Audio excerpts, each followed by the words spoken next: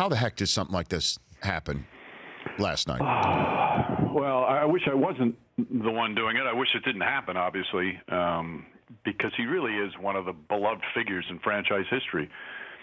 But it's been a relationship that has not been good for a long time. You know, Oakley, when he was a player, he spoke his mind, and that's one of the things that people loved about him. And he spoke his mind in a tough way all the time when he was a player. And since he's been out, he's been very critical, at times pretty harsh, not only on the organization but on Jim Dolan specifically.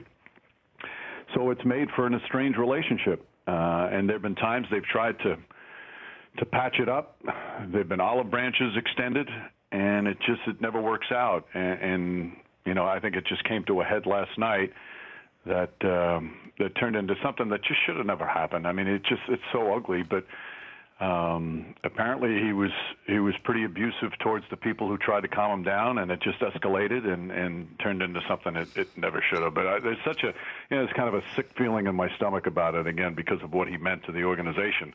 But it's not been a good relationship for a long time. No, and I know it. I want to make sure, because I know you work at Madison Square Garden, you work with MSG, but it just seems to me and that Oakley's reaction, that the security guards in front of him were the representatives of James Dolan. At least he viewed it that way.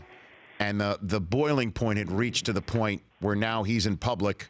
He knows it's on ESPN. He's dressed to the nines, and he's taking it out on these guys because he can't get to Jim Dolan, period. Not only physically there, but literally he says he's tried to reach out to him and meet with him 15 times. Is that a fair assessment?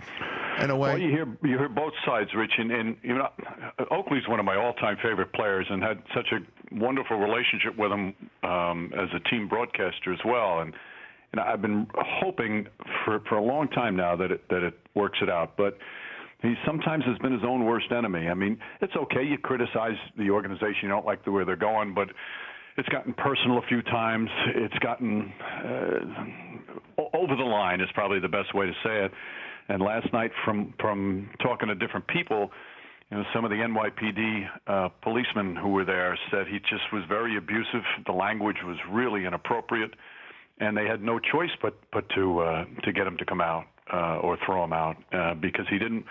He was asked to quiet down. He didn't, and then when he wouldn't, then he was asked to leave, and he wouldn't. And that's when they had to physically bring him out. And it should have never come to that. But from the people I talked to with security and the NYPD, they really didn't have any choice.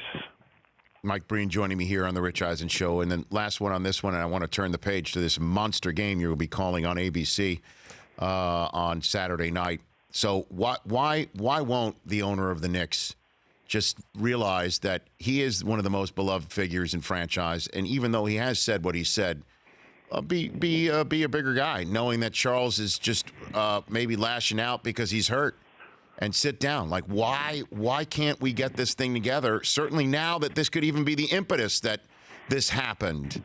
Well, I'm actually hoping that it hits rock bottom with this, that maybe it'll bring about something of some kind of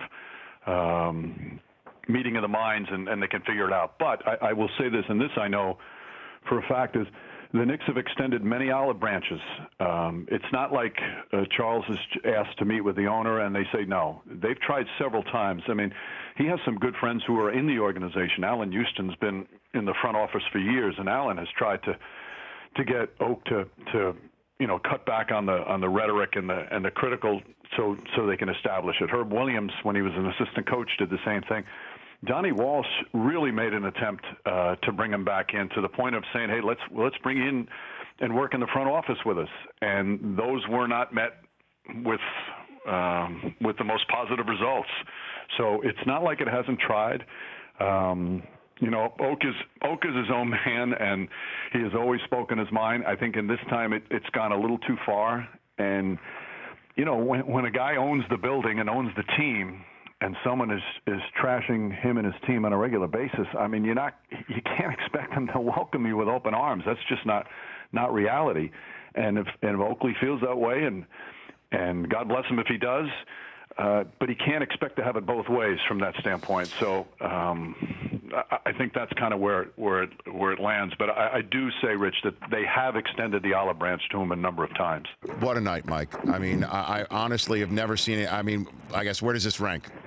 I asked this of John Barry when he was on before. Where does that, what you saw last night, rank for you? You know, we've all seen fights in the stands. We've seen players fight on the court. I've never seen a former player of that particular franchise be escorted out of the building that way. Never. So, you know, we always say this when we've seen everything. This without question was a first to see something like that. But it's one that I certainly never wanted to see, and hope don't have to see it again. The Rich Eisen Show, weekdays at noon Eastern on Audience.